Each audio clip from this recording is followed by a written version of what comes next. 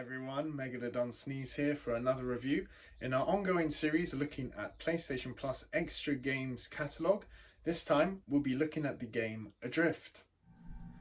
Adr1ft is a game made by Adr1ft and published by 505 Games.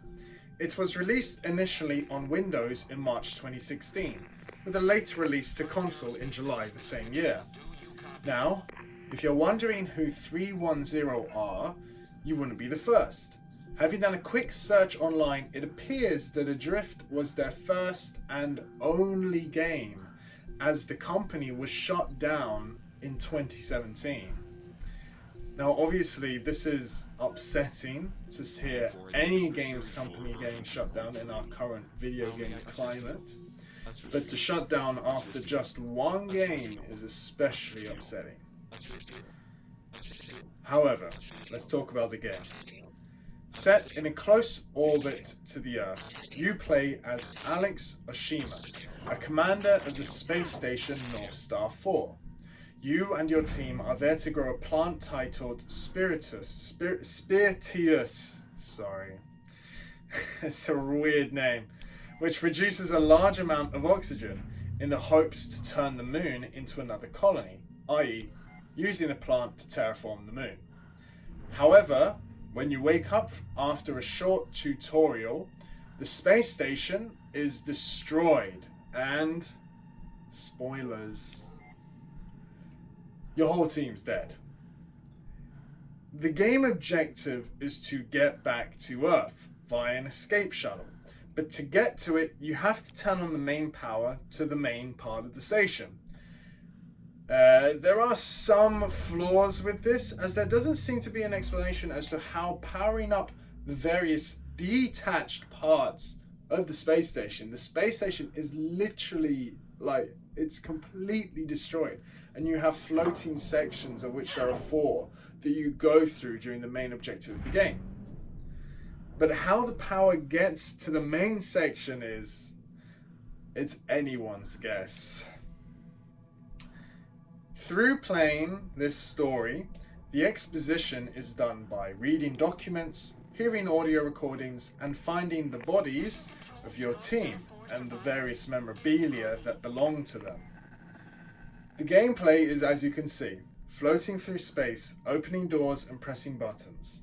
The obstacles involve hazardous environments, suit integrity, and your own oxygen supply, which, of the last two, they can be upgraded from terminals you get to as part of the main story. This game is a little too long for what is in it. It is, from what I was reading from some other people's opinions at the time, it's a 2-hour game that's been stretched into a 6-hour game. And, you know, there is some understandings why they've done that. You know, people might not have been comfortable playing for 2 hours. I haven't actually looked at the price, but I can assume that that's quite a strong reason why it is longer than maybe it should actually be.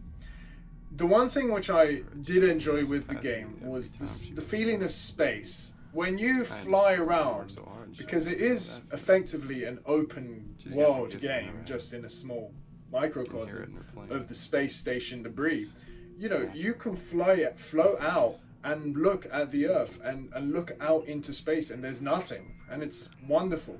It has a great sort of artistic color to it, which really makes you think that I'm in space.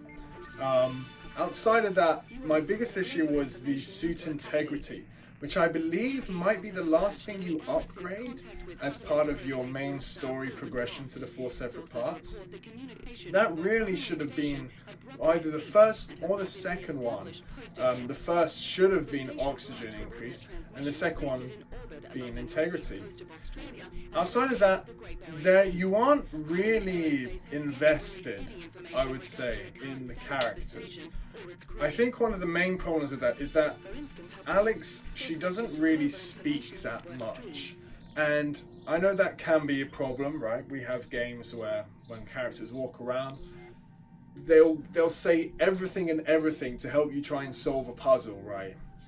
But in this game, I really felt like if she was talking a bit more, because quite interestingly, you find out that one of the people who died, who was on her team, was her lover, her partner. And you never, like, it never felt like when she found her body that it meant something. You know, it didn't feel like it had a real emotional impact to her, the main character, because it's not you. You're not putting your own sort of spin on who this person is. They are their own person, right? They have been given a story, they've been given character development, they've been given an actress to perform the role. But the problem was she wasn't given enough to say. And I feel like if she really was, then certain moments when she meets each individual body, it would have much more of an impact.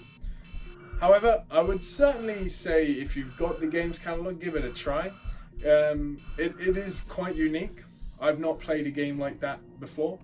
The movement specifically is what I'm talking about. When you move, it does feel like you don't have full control. You know, you are relying on these sort of small little jet propulsions to spin you around and hope guide you through space, whilst obviously not having any resistance, being in 0G, being in a vacuum.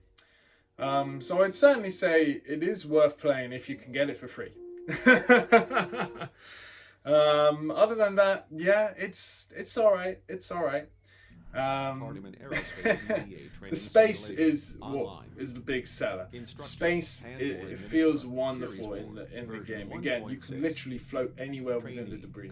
Obviously, you'll die if you don't get an oxygen pack quickly, but it is a nice thing to have. Anyway, yeah, we will be streaming again soon, I think. We'll be taking on another game. I'm going to quickly check what it is. A Hat in Time. Which is a platformer, which I've kind of enjoyed. It's kind of fun. A bit cutey, but whatever. It's fine. It's a video game. So yeah, we'll be doing that later on. If you enjoyed this, please leave a comment. Leave anything you want to say. I'm always interested to read stuff, hear opinions and whatnot. Other than that, you can find me on MegalodonSneeze on Twitch, at MegalodonSneeze on Twitch. And yeah, I hope you enjoyed this video. And yeah, the next one will be Adventure Time, which I'm gonna have a lot to say about. But in the meantime, I'll say thank you for watching. My name is MegalodonSneeze, and I hope you have a good day. Bye-bye.